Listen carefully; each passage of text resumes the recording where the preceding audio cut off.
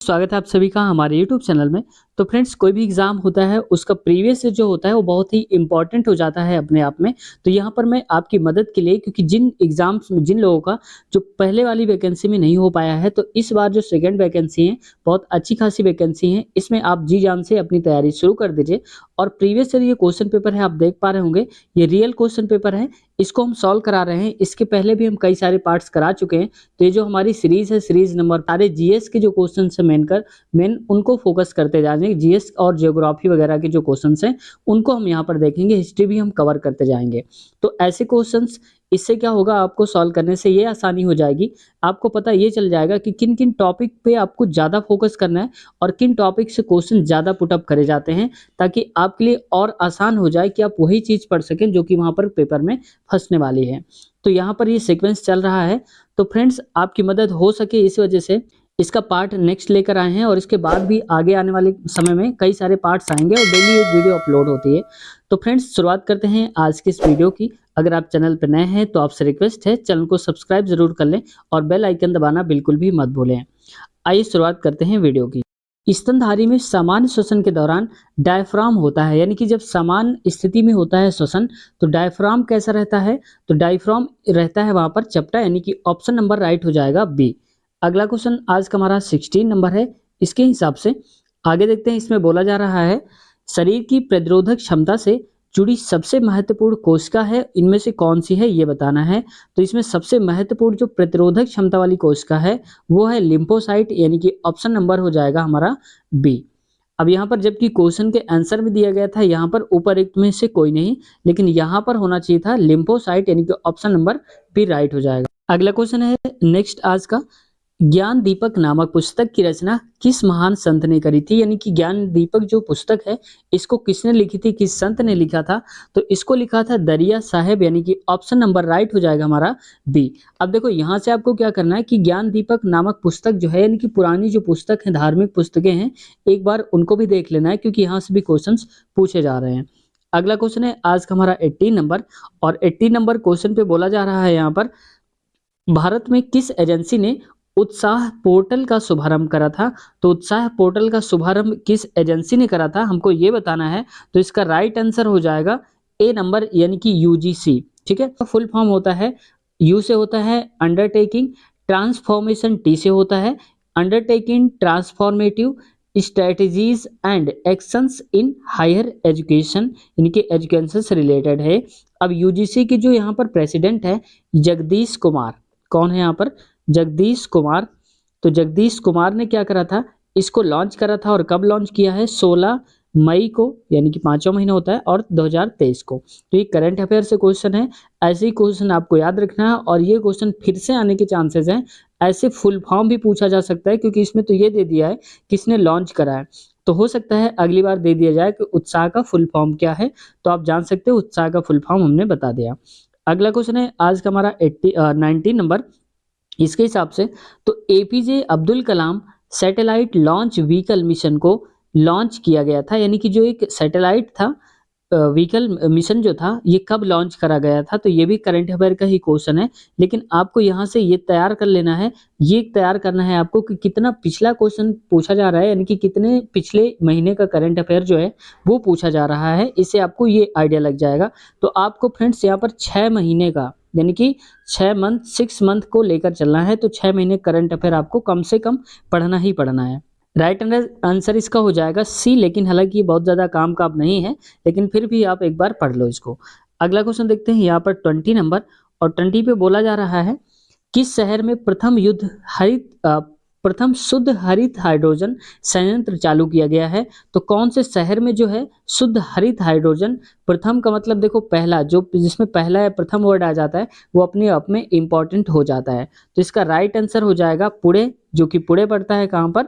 महाराष्ट्र में पड़ता है। तो आपको ये बताना है कि महाराष्ट्र के जो सीएम है, मुख्यमंत्री हैं, वो इस वक्त कौन है?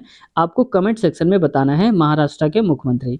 अगला क्वेश्चन देखते हैं आज का हमारा नेक्स्ट क्वेश्चन है। अगला क्वेश्चन नेक्स्ट, संयुक्त राष्ट्र संघ द्वारा किस वर्ष को अंतर्राष्ट्रीय मिलेट वर्ष, यानी कि देखो अंतर्राष्ट्रीय मिलेट वर्ष किस वर्ष को घोषित करा गया है? तो यहाँ पर घोषित किया गया है 2023 को, यानी कि ऑप्शन नंबर हमारा ए हो जाएगा राइट आंसर। अगला क्वेश्चन देखते हैं, आज का हमारा 22 नंबर है और 22 नंबर क्वेश्चन पे बोला जा रहा है, निम्नलिखित में से, मैं इसको थोड़ा सीधा करता हूँ, निम्नलिखित में से किसने 2022 का नोबेल शांति पुरस्कार जीता है? तो देखो ये 2022 का नोबेल शांति पुरस्कार है, इतना इंपॉर्टेंट नहीं है, लेकिन अब आपको ये तैयार करना है कि नोबेल पुरस्कार का मतलब है कि पुरस्कार से क्वेश्चंस जरूर पूछे जा रहे हैं, तो पुरस्कार जो हैं उनको जरूर एक बार देख लेना है। और यहाँ पर 2022 की जगह में 2023 का आपको पढ़ना है, तो मैं बता देता हूँ 2023 का जो नोबेल पुरस्कार है वो किसको मिला है? ये मिला है नरगिस मोहम्मदी को। तो नरगिस मोहम्मदी जो हैं नोबेल पुरस्कार 2023 में इन्हें मिला है नोबेल शांति पुरस्कार, ये भी आपको याद रखना है। और किस लिए इनको मिला है? मानव अधिकार और स्वतंत्रता की आवाज उठाने के लिए, उनके खिलाफ संघर्ष करने के लिए इनको ये पुरस्कार दिया गया है। किसको? नरगिस मोहम्मदी को। अगला क्वेश्चन देखते हैं, आज का हमारा 23 नंबर है और 23 नंबर क्वेश्चन पे बोला जा रहा है 2 जनवरी 2022 को बिहार सरकार द्वारा नियुक्त राज्य पिछड़ा वर्ग आयोग के अध्यक्ष कौन है, ये बताना है। अब देखो यहाँ पर पिछड़ा 2022 का पूछ लिया है, तो यहाँ पर आपको अगला याद रखना है, हालांकि यही है, तो यहाँ पर हो जाएगा इसका जो राइट आंसर है वो हो जाएगा हमारा यहाँ पर ए नंबर, यानी कि ऑप्शन नंबर ए। अगला क्वेश्चन है आज का हमारा 24 नंबर और 24 नंबर पे बोला जा रहा है भोजपुरी की पहली फिल्म कौन सी थी? तो भोजपुरी की आपको याद रखना है, देखो पहली वर्ड आ गया, तो पहली हमने बताया था कि जब पहला और पहली आ जाता है वो अपने आप में एक इंपॉर्टेंट क्वेश्चन ही हो जाता है। तो इसका राइट आंसर हो जाएगा गंगा मैया तोहे पेरी चढ़ाइबो, तो ये हो जाएगा इसका, पहली फिल्म है भोजपुरी की, तो राइट आंसर हो जाएगा इसका ए नंबर। अगला देखते हैं आज का 20। अब अगला क्वेश्चन देखो, इसको थोड़ा सा हार्ड बनाने की कोशिश कर दी है बीपीएससी ने। अब इसको कैसे घुमा दिया है, भारत के निम्नलिखित थर्मल पावर प्रोजेक्टों को पूर्व से पश्चिम दिशा में व्यवस्थित करना है, तो पूर्व से लेकर के पश्चिम की तरफ हमें चलना है। तो यहाँ पर इनका जो क्रम है वो क्या हो जाएगा? तो क्रम हो जाएगा, सबसे पहले आएगा हमारा नाम रूप, और इसके बाद आएगा हमारा ओबरा, और इसके बाद आएगा पारीक्षा, तो यानी कि ये हो जाएगा, और सबसे लास्ट में जो आएगा वो आएगा कोटा। ठीक है, क्योंकि हम पूर्व से पश्चिम की तरफ चल रहे हैं यहाँ पर। ठीक है, तो ये हो जाएगा इसका सीक्वेंस, आपको याद रखना है। अगला क्वेश्चन है आज का हमारा 26 नंबर और 26 नंबर क्वेश्चन पे बोला जा रहा है यहाँ पर त्रिवार्था के अनुसार भारत की जलवायु किस प्रकार की है? अब देखो भारत की जो जलवायु है वो किस टाइप की जलवायु है? त्रिवार्था के नाम से, यानी कि इनके अनुसार अगर हम देखें तो जलवायु भारत की कैसी है? तो यहाँ पर जो जलवायु है वो है उपोष्ण मानसूनी जलवायु, यानी कि ऑप्शन नंबर राइट हो जाएगा हमारा बी। अगला क्वेश्चन देखते हैं आज का नेक्स्ट क्वेश्चन है आज का 27। हैदराबाद में दक्षिण पश्चिम मानसून की वापसी की सामान्य तिथि क्या है? यानी कि हैदराबाद में अगर हम देखें यहाँ पर साउथ साइड में, तो दक्षिण पश्चिम मानसून की वापसी कब होती है? तो ये होती है वापसी 15 अक्टूबर को, यानी कि ऑप्शन नंबर हो जाएगा हमारा राइट। अब आपको ये बताना है कमेंट सेक्शन में कि सबसे ज़्यादा जो सबसे पहले मानसून हमारे भारत में कहाँ पर आता है, किस राज्य में आता है, ये बताना है। अगला क्वेश्चन है आज का हमारा नेक्स्ट 28 नंबर और इसमें बोला जा रहा है निम्नलिखित में से किस राज्य में नगरीकरण सर्वाधिक है? यानी कि सबसे ज्यादा जो नगरीकरण है वो कहाँ पर है, किस राज्य में है, यानी कि सबसे ज्यादा जो शहर हैं वो किस राज्य में है? तो इसका जो ऑप्शन हो जाएगा ये हो जाएगा ए, यानी कि गोवा में। तो right answer option number A हो जाएगा। अगला क्वेश्चन 29 नंबर और 29 पे बोला जा रहा है यहाँ पर मालनाड, यानी कि मालनाड एक क्षेत्र है, का क्षेत्र निम्नलिखित में किस भारत के किस पठार से है? यानी कि मालनाड जो है भारत के किस पठार का हिस्सा है? तो यहाँ पर हमें बताना है, इसका राइट आंसर हो जाएगा कर्नाटका का पठार, यानी कि ऑप्शन नंबर राइट सी हो जाएगा हमारा। नेक्स्ट क्वेश्चन है 30 नंबर, दक्षिण प्रायद्वीपीय उच्च भूमि डैश का भाग है? यानी कि दक्षिण प्रायद्वीपीय जो है वो उच्च भूमि किसका भाग है? तो इसको हमें बताना है, ये है गोंडवाना लैंड का, यानी कि ऑप्शन नंबर ए हमारा राइट हो जाएगा। अगला क्वेश्चन है आज का 31 नंबर और 31 पे बोला जा रहा है भारत की कुल जनसंख्या के सापेक्ष बिहार की जनसंख्या का प्रतिशत कितना है? यानी कि बिहार का जब पेपर हो रहा है तो बिहार के बारे में जानना बेहद जरूरी हो जाता है। तो यहाँ पर आपको कुल मिलाकर उसकी जनसंख्या भी याद रखना है कि बिहार की कुल मिलाकर जनसंख्या कितनी है, उसका क्षेत्रफल कितना है, उसका राजकीय पशु क्या है, पक्षी क्या है, ये सब याद रखना है। और इसके साथ साथ कितनी, देखो पूछ भी लिया है भारत की कुल जनसंख्या जो है, कुल जनसंख्या के हिसाब से अगर हम कंपेयर करें तो बिहार की अकेली जनसंख्या जो है वो कितने प्रतिशत है? तो ये जो है प्रतिशत हमारा 8.58% है, यानी कि ऑप्शन नंबर हो जाएगा हमारा ए, ठीक है। अगर हम सही से बोले मोटा-मोटा तो ये मान लो तकरीबन 9% के आसपास जो है वो बिहार की जनसंख्या है पूरे देश के हिसाब से, ठीक है, कंपेयर करने पर। अगला क्वेश्चन है आज का हमारा 30 और 30 पे बोला जा रहा है 32 है, निम्नलिखित में से कौन-सा जोड़ा बिहार के दक्षिण गंगा क्षेत्र में से मेल नहीं खाता है? यानी कि दक्षिण गंगा के बारे में अगर हम ब बात करें तो इनको मैच करा गया है, बताया गया है कि ये कहाँ-कहाँ पर है और कौन-सा सही नहीं मिला हुआ है वो हमें बताना है। तो यहाँ पर देखो पटना जो है वो मुंगेर, गया जो है वो अरवल डिस्ट्रिक्ट और यहाँ पर पटना वैशाली नहीं है, तो यहाँ पर पटना क्या हो जाएगा? आप बिहार से हैं, आपको ये बताना है कि जो पटना वैशाली है तो ये गलत है आखिरकार हमने बता ही दिया और यहाँ पर क्या होना चाहिए पटना वैशाली की जगह पर क्या होना चाहिए ये आपको बताना है। अगला क्वेश्चन देखते हैं आज का नेक्स्ट है। नेक्स्ट क्वेश्चन है यहाँ पर नवभारत का पैगंबर यानी कि नवभारत का पैगंबर कौन कहलाता है? तो यहाँ पर जो भारत का नवभारत का पैगंबर है वो कौन कहलाता है? तो ये हो जाएंगे ए नंबर यानी कि राजा राम मोहन राय राइट आंसर हो जाएगा। अगला क्वेश्चन है 34 नंबर और इसमें बोला जा रहा है बंकिम चंद्र चट्टोपाध्याय के आनंद मठ। देखो कई बार ऐसा भी पूछ लिया जाता है कि आनंद मठ के रचयिता कौन है? तो ये बताना है बंकिम चंद्र चट्टोपाध्याय, ठीक है। और कई बार ऐसा भी हो जाता है कई सारी पुस्तकें दे दिया जाएगा और ये पूछ लिया जाएगा कि यहाँ पर बंकिम चंद्र चट्टोपाध्याय ने कौन सा लिखा हुआ है, कौन सी पुस्तक लिखी है ये बताना है। अब जबकि यहाँ पर क्या बोल रहा है किसका विद्रोह, अब करें कि आनंद मठ में जो लिखा है उन्होंने ये किसके बारे में लिखा है, किसका विद्रोह लिखा है? तो इसका राइट आंसर हो जाएगा हमारा सन्यासी यानी कि ऑप्शन नंबर ए हो जाएगा हमारा राइट आंसर। अगला क्वेश्चन है आज का हमारा नेक्स्ट 35 नंबर और 35 नंबर पे बोला जा रहा है, इसको थोड़ा छोटा कर देता हूँ। बोला जा रहा है लंदन में अभिनव भारत का संस्थापक कौन है? यानी कि लंदन में जब इसकी स्थापना हुई थी अभिनव भारत की तो वहाँ पर स्थापना किसने करी थी? तो इसका राइट आंसर हो जाएगा ए नंबर यानी कि विनायक दामोदर दास जिसको हम बीडी सावरकर भी बोलते हैं, तो राइट आंसर हो जाएगा हमारा ए। अब देखो अभिनय भारत की शुरुआत कब हुई थी? अगर आप में से किसी को आता है तो कमेंट सेक्शन में ज़रूर बताना है और जिसका सही होगा राइट आंसर होगा उसको हम कमेंट में पिन कर देंगे और वो आंसर हाईलाइट हो जाएगा। अगला क्वेश्चन है आज का हमारा 36 और 36 क्वेश्चन पे बोला जा रहा है यहाँ पर गदर पार्टी की स्थापना कहाँ पर हुई थी? तो गदर पार्टी की जो स्थापना है वो हुई थी अमेरिका में यानी कि संयुक्त राज्य अमेरिका में हुई थी और किसने करी थी? लाला हरदयाल ने करी थी। कब करी थी? 1913 में करी थी। तो ऑप्शन नंबर सी हो जाएगा संयुक्त राज्य अमेरिका में। अब देखो ये जरूर पूछ लिया जाएगा कई बार कि गदर पार्टी की स्थापना किसने करी थी ये बताना है, तो ये भी आपको याद रखना है, ठीक है, क्योंकि ऐसे भी क्वेश्चंस आ सकते हैं। बिरसा मुंडा द्वारा किसको कमांडर इन चीफ नियुक्त किया गया था? तो ये नियुक्त किया गया था, देखो यहाँ पर देवका मुंडा भी नहीं है, गया मुंडा भी नहीं है और सुंदर मुंडा भी नहीं है, इनमें से कोई नहीं है। ऐसा क्यों नहीं है? क्योंकि बिरसा मुंडा की जो मेन हेड थे वो खुद ही थे, ठीक है। बिरसा मुंडा इसका कोई एक ग्रुप था, हालांकि ये ग्रुप था, इसका कोई कमांडर नहीं था, हेड नहीं था, तो इस वजह से हो जाएगा ऑप्शन नंबर ई। अगला क्वेश्चन है आज का हमारा 38 नंबर और 38 क्वेश्चन पे बोला जा रहा है यहाँ पर बिहार समाजवादी पार्टी का गठन किन्होंने करा था? यानी कि बिहार समाजवादी जो पार्टी है इसका गठन किसने करा था, किन किन लोगों ने किया था ये हमको बताना है। तो इसका राइट आंसर हो जाएगा हमारा फूलन प्रसाद वर्मा और जयप्रकाश नारायण यानी कि ऑप्शन नंबर हो जाएगा हमारा बी।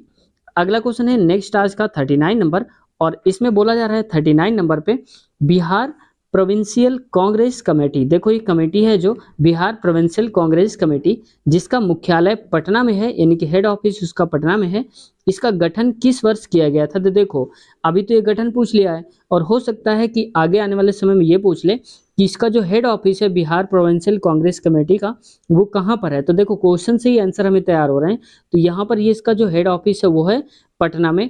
अब बताना है कि इसको किस वर्ष गठित किया गया था, किस वर्ष बनाया गया था, तो इसका राइट आंसर हो जाएगा 1908 यानी कि ऑप्शन नंबर ए हमारा राइट हो जाएगा।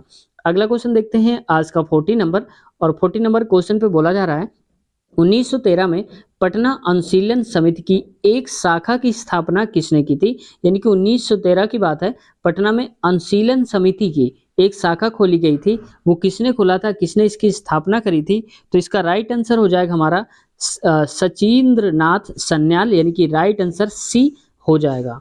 अगला क्वेश्चन अगला क्वेश्चन है, भूगोल की किस शाखा का संबंध जनसंख्या, प्रवास और शहरीकरण के अध्ययन से है? यानी कि भूगोल की कौन सी ऐसी शाखा है, ब्रांच है, जिसमें जनसंख्या, प्रवास और शहरीकरण का स्टडी करा जाता है, उसके बारे में बताया जाता है। तो ये हो जाएगा मानव भूगोल, आर्थिक भूगोल और सामाजिक भूगोल। तो यानी कि उपर्युक्त में से एक से अधिक। तो राइट आंसर हमारा हो जाएगा डी वाला, राइट आंसर हो जाएगा। अगला क्वेश्चन है नेक्स्ट यहाँ पर 42 नंबर, किन चट्टानों में जियास्मों का निर्माण होता है? तो जीवाश्मों को जो निर्माण होता है वो होता है चट्टानों में, यानी कि अवसादी चट्टानें जो होती हैं उनमें निर्माण होता है किसका? जीवाश्मों का। अगला क्वेश्चन है आज का हमारा 43 नंबर, और 43 क्वेश्चन पे बोला जा रहा है यहाँ पर, पृथ्वी के आंतरिक भाग में ऊष्मा का प्राथमिक स्रोत क्या है? यानी कि पृथ्वी के अंदर अगर हम देखें यहाँ पर, जैसे मान लो पृथ्वी है, इसके अंदर जो है वो ऊष्मा जो आती है वो कहाँ से आती है, किस वजह से आती है, उसका मेन सोर्स क्या है? तो ये है यहाँ पर सोर्स रेडियोधर्मिता का क्षय, यानी कि ये हो जाएगा ऑप्शन नंबर ए, राइट हो जाएगा। अगला क्वेश्चन देखो यहाँ पर ज्योग्राफी का है, क्या होगा यदि पृथ्वी अपने अक्ष पर घूमना बंद कर दे? यानी कि अगर जो हमारी अर्थ है जो घूम रही है पश्चिम से पूर्व दिशा की ओर, अगर वो घूमना ही बंद कर दे तो क्या हो जाएगा? तो यहाँ पर देखो ये ऐसा हो जाएगा कि एक तरफ पूरा दिन हो जाएगा, एक तरफ पूरी रात ही हो जाएगी। क्योंकि जैसे मान लो कि यहाँ पर कोई सन है और ये है सूर्य और ये है हमारी पृथ्वी। तो अब सूर्य की जो लाइट है वो इस तरफ पड़ रही है, तो अर्थ के इस तरफ तो पड़ेगी नहीं, तो यहाँ पर अंधेरा होता है। और जब अंधेरा होता है तो जब ये पृथ्वी घूमती है तभी इधर वाला हिस्सा जो होता है वो इधर आता है। अब जब पृथ्वी घूमेगी नहीं, वो एक ही तरफ रहेगी, एक ही जगह पर स्थिर हो जाएगी, तो जितने में लाइट पड़ेगी सूर्य की वहां तो दिन रहेगा यहाँ पर, लेकिन पिछला हिस्सा जो रहेगा वो हमेशा रात रहेगा। और इस वजह से यहाँ पर बोला जा रहा है एक तरफ पूरा दिन होगा, यानी कि एक तरफ तो पूरा दिन रहेगा और दूसरी तरफ पूरी की पूरी रात हो जाएगी। अगला क्वेश्चन है आज का हमारा नेक्स्ट क्वेश्चन 45 नंबर, और इस पे पूछा जा रहा है 45 नंबर पे, यहाँ पर क्वेश्चन में नेक्स्ट है, प्लेट विवर्तनी के सिद्धांत के अनुसार पृथ्वी के स्थल मंडल को विभाजित किया गया है। यानी कि प्लेट विवर्तनी के सिद्धांत के अनुसार हमें देखना है तो पृथ्वी के स्थल मंडल को विभाजित कैसे करा गया है? तो ये करा गया है आंतरिक और बाहरी कोर में, तो ये सही हो जाएगा। और बाह्य कोर और क्रस्ट में, तो ये भी हमारा राइट आंसर हो जाएगा। तो हम कहेंगे यहाँ पर एक से अधिक, यानी कि राइट आंसर हो जाएगा रियल में हमारा डी वाला राइट हो जाएगा। अगला क्वेश्चन से, कौन सा क्षेत्र ग्लोब के कार्बन सिंक के रूप में जाना जाता है? यानी कि हमारा जो ग्लोब होता है अर्थ का, ये ऐसे बना होता है, तो इसका कौन सा एरिया है जो कार्बन सिंक के रूप में जाना जाता है? तो ये जाना जाता है उष्णकटिबंधीय वर्षावन, यानी कि राइट आंसर सी हो जाएगा। अगला क्वेश्चन देखते हैं आज का हमारा 47 नंबर है, और 47 क्वेश्चन पे बोला जा रहा है यहाँ पर 47 नंबर, और यांत्रिक अपक्षय में शामिल है। तो यांत्रिक जो अपक्षय है उसमें क्या क्या शामिल है? तो ये राइट आंसर हो जाएगा हमारा चट्टानों का भौतिक रूप से छोटे छोटे टुकड़े में टूटना। यानी कि जब चट्टानें होती हैं धीरे धीरे करके वो छोटे छोटे टुकड़ों में विभाजित हो जाती हैं, टूटने लगती हैं, तो हमको बोलते हैं यांत्रिक अपक्षय। अगला क्वेश्चन है नेक्स्ट हमारा, हवा में उड़ने वाली तलछट और चिकनी मिट्टी के जमाव से बना उपजाऊ मैदान है। यानी कि जो हल्की मिट्टी होती है जो उड़ जाती है, और जो तलछट होता है यानी कि जहाँ पर कटान कटान सी हो जाती है, तो वहां पर क्या है कि उपजाऊ मैदान क्या कहलाता है, हमें ये बताना है। तो ये जो उपजाऊ मैदान है कहलाता है लोएस, यानी कि ऑप्शन नंबर हो जाएगा हमारा ए, राइट हो जाएगा। अगला क्वेश्चन देखते हैं। नेक्स्ट क्वेश्चन है, चिली और पेरू के तट पर बहने वाली ठंडी धारा क्या कहलाती है? यानी कि चिली और पेरू के तट पर जो बहती है ठंडी ठंडी जो धारा है उसको हम किस नाम से जानते हैं? तो ये जानते हैं हम्बोल्ट, यानी कि ऑप्शन नंबर हो जाएगा हमारा सी, राइट हो जाएगा। अगला क्वेश्चन, तो इस क्वेश्चन को थोड़ा सा मैं छोटा कर देता हूं ताकि आपको दिख जाए। यहाँ पर बोला जा रहा है वलित पर्वतों के बारे में निम्नलिखित में से कौन कथन सही है? यानी कि फोल्ड माउंटेन्स जो होते हैं, वलित पर्वत जो होते हैं, उनमें कौन सा कथन सही है? तो ये संपीडन विवर्तनिक बलों के प्रभाव में बनते हैं, ये भी बात सही है, तो राइट हो जाएगा ये भी। और वलित पर्वतों में गहरी घाटियां तथा पिरामिड नुमा शिखर पाए जाते हैं, तो ये बात भी सही है, क्योंकि वलित पर्वत जो होते हैं इसमें ऐसी भी शिखाएं पाई जाती हैं, तो यहाँ पर ये भी सही हो जाएगा। अगला है, पर्वतीय क्षेत्रों में अग्नेय अवसादी, यानी कि अग्नेय अवसादी एवं कायांतरिक चट्टानें पाई जाती हैं, तो ये बात भी सही है, क्योंकि तीनों टाइप की जो चट्टानें हैं वो पाई जाती हैं। तो तीनों अगर सही हो जाएंगे तो नीचे यहाँ पर ऑप्शन नंबर दिए थे ये और ये, तो हम कहेंगे यहाँ पर उपरयुक्त में से एक से सही, एक से ज्यादा सही हो जाएगा, तो यहाँ पर हम लिखेंगे ये वाला राइट हो जाएगा हमारा। अगला क्वेश्चन देखते हैं आज का नेक्स्ट, अब देखो, मौसम दशाएँ घटित होने वाली वायुमंडल की परत कहलाती हैं। तो देखो हमने उस दिन पूछा था, ये बोली भी बात थी, मैंने समझाई भी थी कि मौसम की जो घटनाएँ होती हैं, आंधी-तूफान जो चलते हैं, बादल इसमें होते हैं, वो कौन-सी वायुमंडल की परत जो होती है उसमें होते हैं। ये हमने अगर जिसने पिछली वीडियो देखी होगी तो उनको पता होगा, इसका राइट आंसर उन्होंने लगा भी लिया होगा। तो इसका जो राइट आंसर है वो हो जाएगा यहाँ पर क्षोभ मंडल में, तो ऑप्शन नंबर सी हो जाएगा। अब आपको ये बताना है यहाँ पर कि सबसे बाहर वाली जो मंडल होती है, सबसे ऊपर वाली जो होती है, जैसे मान लो कि वायुमंडल है, तो एक सतह ये हो गई, दूसरी ये हो गई, ये हो गई और ये हो गई। तो ये वाली जो है इसको हम क्या कहते हैं, कौन-सा मंडल बोलते हैं, ये आपको कमेंट सेक्शन में बताना है, सबसे ऊपर वाला जो हिस्सा है। फ्रेंड्स आगे के जो क्वेश्चन है नेक्स्ट पार्ट के, वो हम नेक्स्ट पार्ट में कवर करेंगे। इसके आगे के जो भी क्वेश्चन है, तो जीएस और जीके के जितने भी क्वेश्चंस बीपीएससी ने पूछे हों, चाहे पीआरटी में पूछे हों या टीएसटी, पीएसटी में पूछे हों, सारे के सारे हम सॉल्व करा रहे हैं यहाँ पर कंटिन्यू करके, क्योंकि जो जीएस होती है वो किसी एक में नहीं आती है। जीएस किसी भी एग्जाम में जो क्वेश्चन होते हैं वो रिपीट हो जाते हैं 2-4। तो अगर फ्रेंड्स आज तक की वीडियो यहीं तक रखते हैं, थोड़ा सा लंबी हो जाएगी, तो अगले पार्ट में मिलते हैं। और अगर आपने नेक्स्ट पार्ट या जितने भी पार्ट हमने करवा दिए हैं नहीं देखे हैं, तो लिंक डिस्क्रिप्शन में है, आप चेक करिए, वहाँ पर नीचे जाइए, मोर पे क्लिक करिए, नीचे आपको डिस्क्रिप्शन मिल जाएंगे, तो आप आसानी से उनको देख सकते हैं। बहुत सारे लोग ऑलरेडी वहाँ पर पढ़ भी रहे हैं और अपनी प्रतिक्रिया भी दे रहे हैं। उम्मीद है फ्रेंड्स ये वीडियो पसंद आई होगी। अगर पसंद आई है तो चैनल को सब्सक्राइब जरूर कर लें। मिलते हैं नेक्स्ट वीडियो में। Take care, bye bye.